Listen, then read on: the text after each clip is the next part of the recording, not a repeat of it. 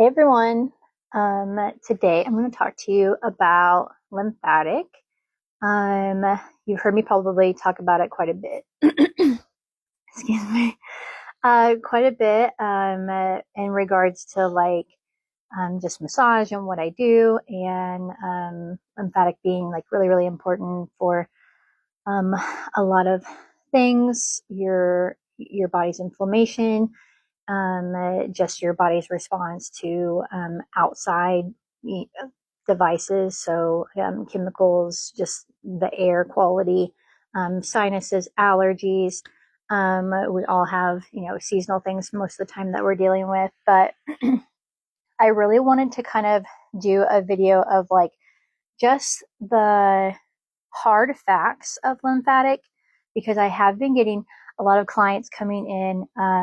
It's all over TikTok, how to do lymphatic drainage. You need a lymphatic massage, and coming from someone who, I don't know how to put this in like a maybe not like a arrogant way, but coming from someone who tries to see as many clients as I can, capably see in my day or in the week. I It's not that I don't want to see anyone for lymphatic, but I want to see them for the right purposes. I want you guys to come in because not because you saw TikTok and you're like, oh, I need that, and we assume that maybe like one lymphatic massage will help just like take care of something in our body that it really just can't. We will constantly always need to help our lymphatic system out.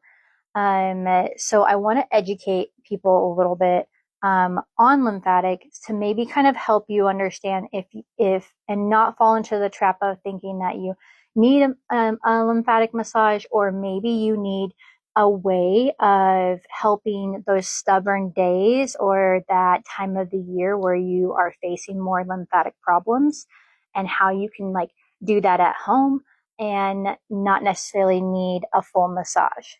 Obviously, if someone's watching this and they have hereditary factors of edema, if you've had surgeries, or can't post-cancer patients, there are reasons why people develop a lot of lymphatic issues.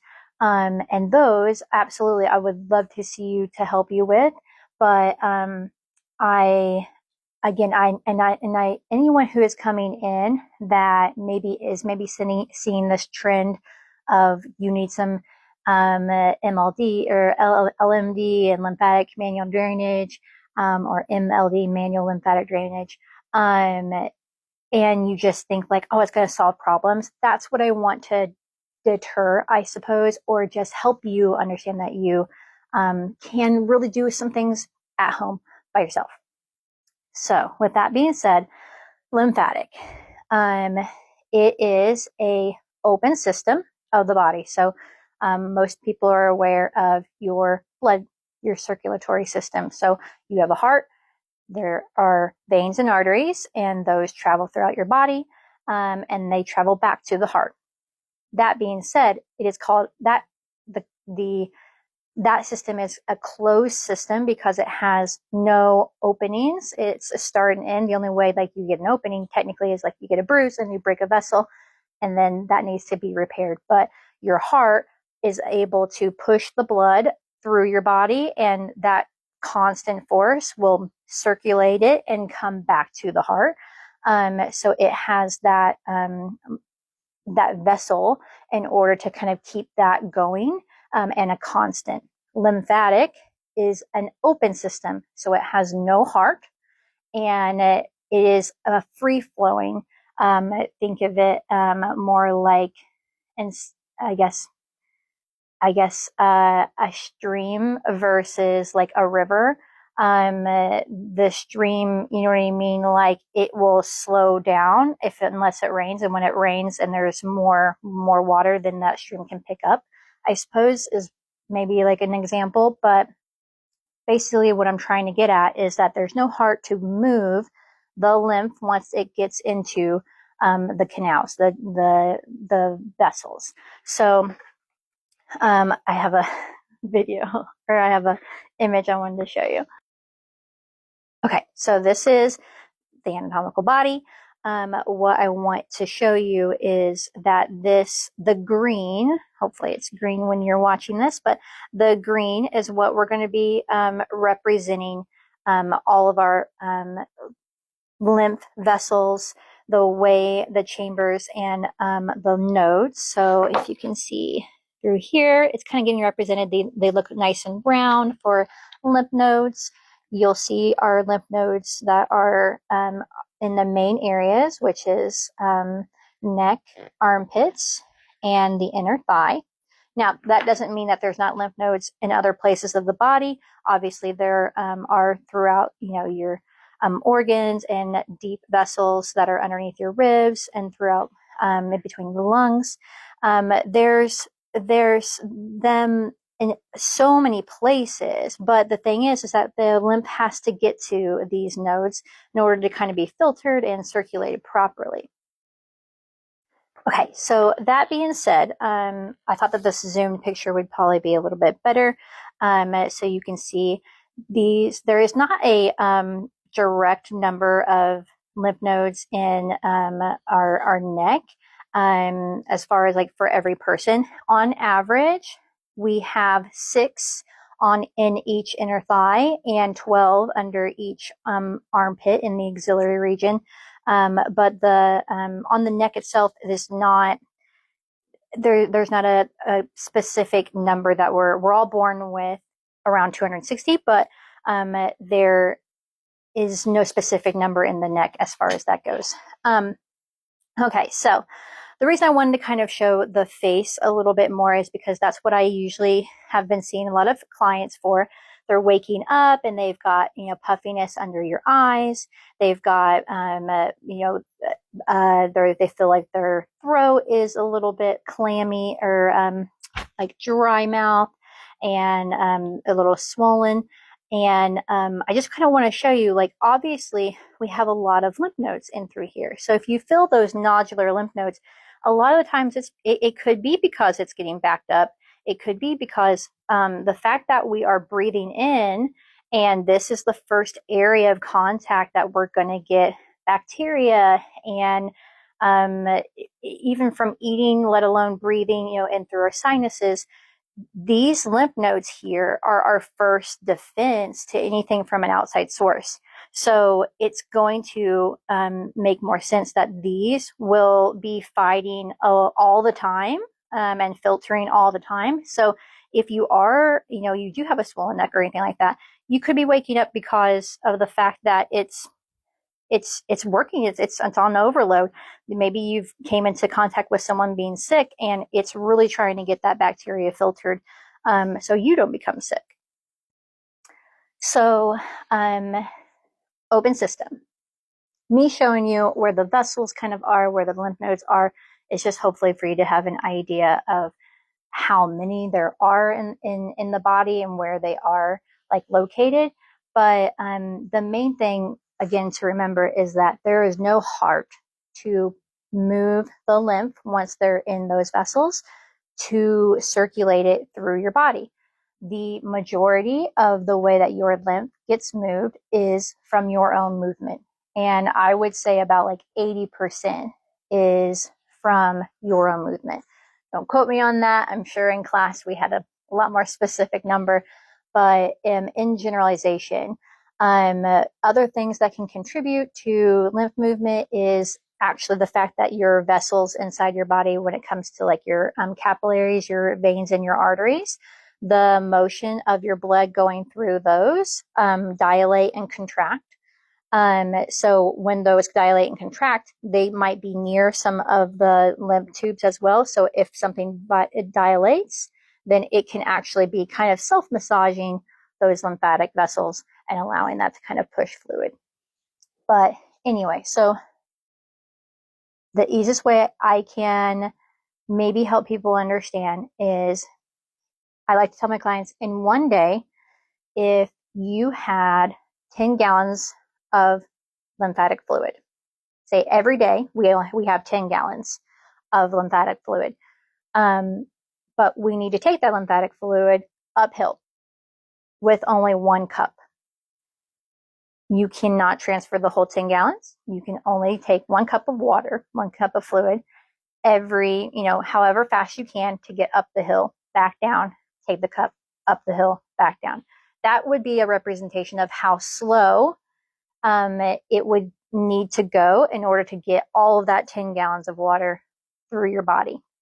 And it takes a full day if you are moving, if you are exercising or just up on your feet and doing everything right. The most athletic person, say someone did a triathlon, they could still only do 10 gallons of movement of lymphatic fluid a day.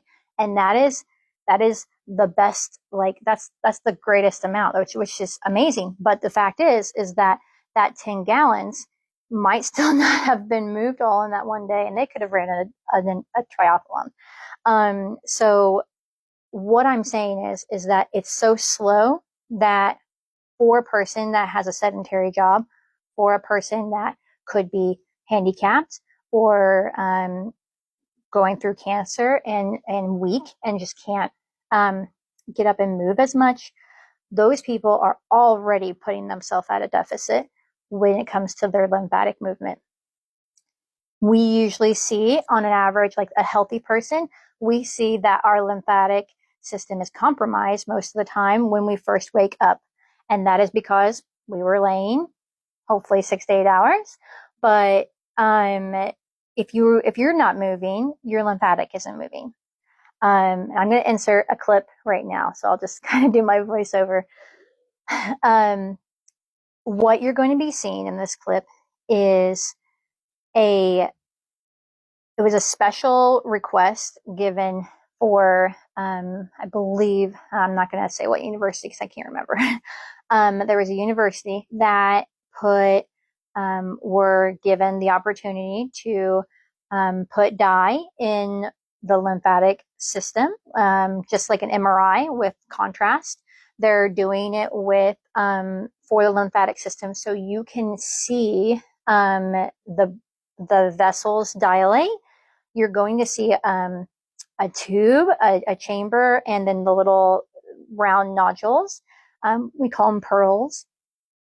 And you're going to see that at the beginning of the video, there's no movement. Like it just looks like a picture, actually, of a leg, and it's lit up, with green dye, but it doesn't have. You'll see no like. You won't be able to tell that fluid is actually traveling through that, and it really isn't. It's kind of stagnant. And then about 15 seconds in, you're going to see that someone is going to start MLD, manual lymphatic drainage. So they are going to be lightly, very lightly, actually just trying to, on the foot, take the skin and move the lymph. And while they're doing that, you're going to see the fluid finally start moving through the system. But I'm wanting to insert this simply because some people will probably just not.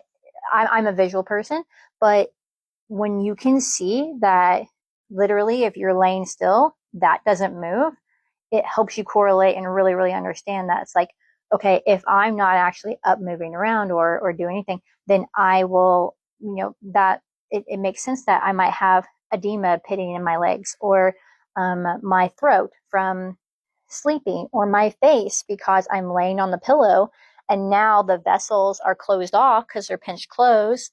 Those are not allowing maybe half of my face to drain. So then I'm going to wake up and I'm going to look a little bit puffy on one side. Okay, so hopefully, if you've watched through that, it will just be clicking for you a little bit more that the lymphatic is definitely a system that needs our help. It needs you to actually be thinking about, how can I help myself out if I am a creature of habit that sits around a lot more than and maybe you're not a person who wants to go work out and those types of things. It doesn't mean that you have to go crazy and do that, but it does mean that you need to evaluate your habits in your life. Are you a desk person?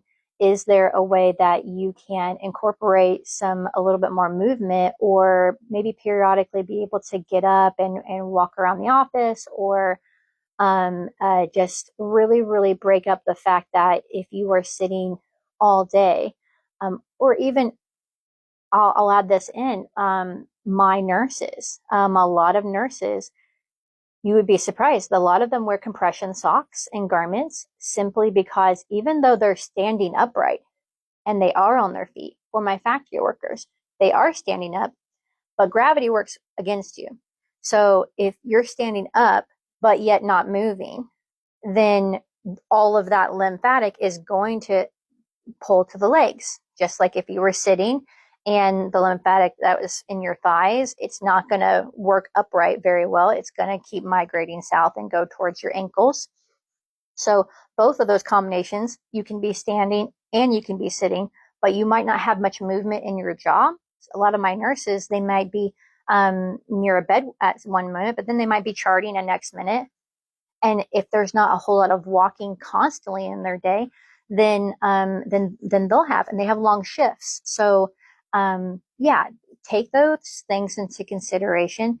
Take the fact that TikTok is pushing things that it's not that you don't need it, and again, if someone comes in and I can tell that they don't necessarily need MLD, I will talk to them like this, and I will go into what lymphatic is, educate them on it, help them understand dry brushing. Every client that has a lymphatic appointment with me will learn about dry brushing. That's kind of what I'm going to do a little video on dry brushing. But basically, this is the main tool that I tell people that they can use at home to help take care of their lymphatic and help it themselves. What this is going to do is it's going to help move your lymphatic without maybe you doing it yourself, but possibly closing the vessels. Something I didn't maybe make clear earlier is that the lymphatic system lies between your skin and the muscle. So therefore, if someone does want to come for a lymphatic massage, they need to be aware that it is very much a very light massage. It is like petting, because all I am trying to do is move the lymph and the skin separately. With that being said, that is why we like to incorporate dry brushing to help people at home, because if you were to take your own hand, and because you've not taken courses to know how to manually move the lymph yourself, most of the time, pressure is comfort. So for an average person, it might not take but 2 or 3 days, and they might start just pressing a little bit too hard.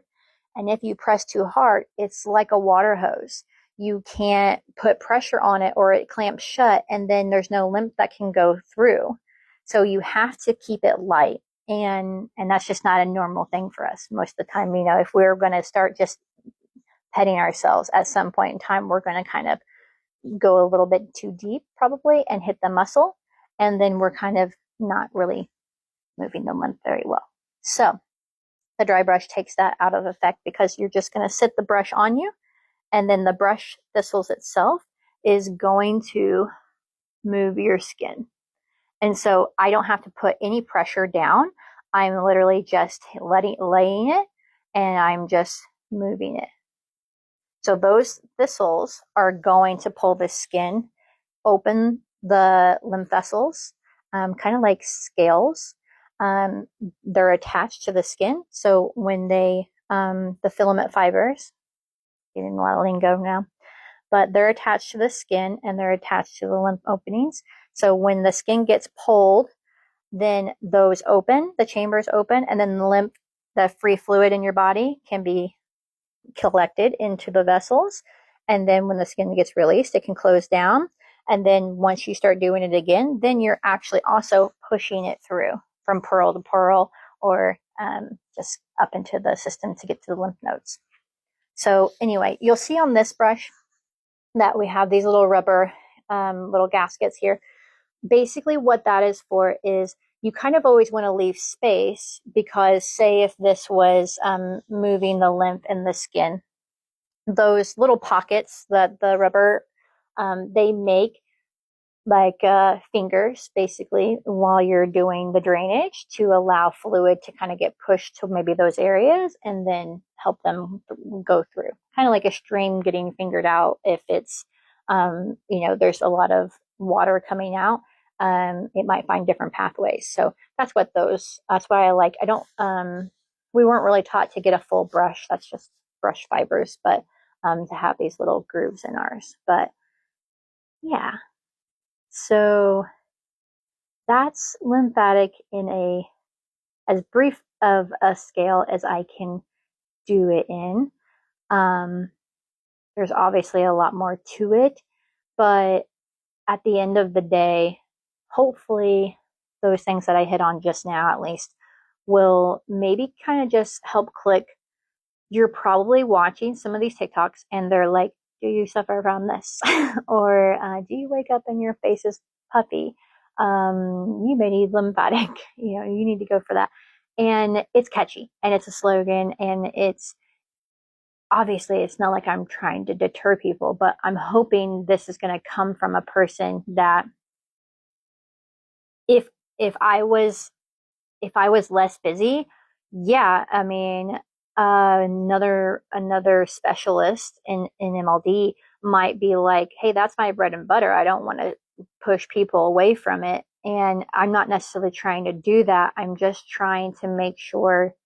I've always been the type of person that, at least I try to pride myself in, that I'm going to shoot you straight and I'm not going to encourage you to get something that you don't need. And I would much rather give you a relaxing massage or something to help your muscles, because most everyone is getting wear and tear, and they need some muscle help.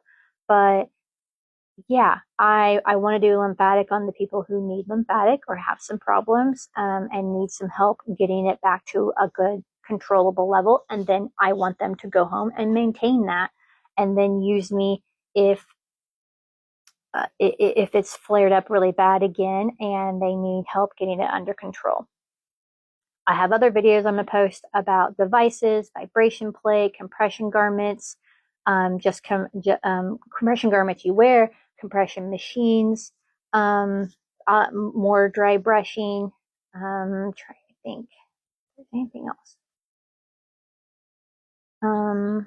Not off the top of my head, but yeah. Hopefully, again, this is just coming from honesty.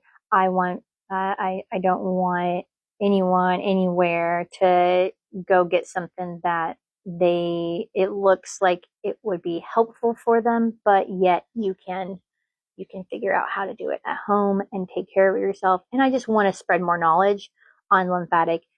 Not a lot of people talk about it. This baffles me, but there's not even really like a lymphatic doctor per se in most areas. You actually have to go to a vascular doctor, the blood, not the lymph. So it's a vascular specialist to be diagnosed with lymphatic problems. And cohorts to them, like I'm sure that obviously they're educated on it, but when we were in class, we found it was very, very lightly covered. And most of the time, it's lightly covered for even doctors, simply because the lymphatic system is not thought about until after. It is a, what would you say? It's post surgery. It's a problem that arises after surgery. It's a problem that most people don't have to deal with until they've went through cancer and they've went through chemo and they've went through radiation and they've blasted their lymphatic vessels or their lymph nodes and they can't even use them anymore. So they need to learn how to reroute. And it's like that surgeon, they might not care. I mean, their job is to keep you alive. Their job is to fix something. And if they have to rip through the lymphatic vessels or any of those types of things, they're going to do it because they're in the way, and they lie before the muscle does. So if they're in the way, they're going to get moved. Now, they're not getting taken out, hopefully, unless necessary, especially like, cancer clients.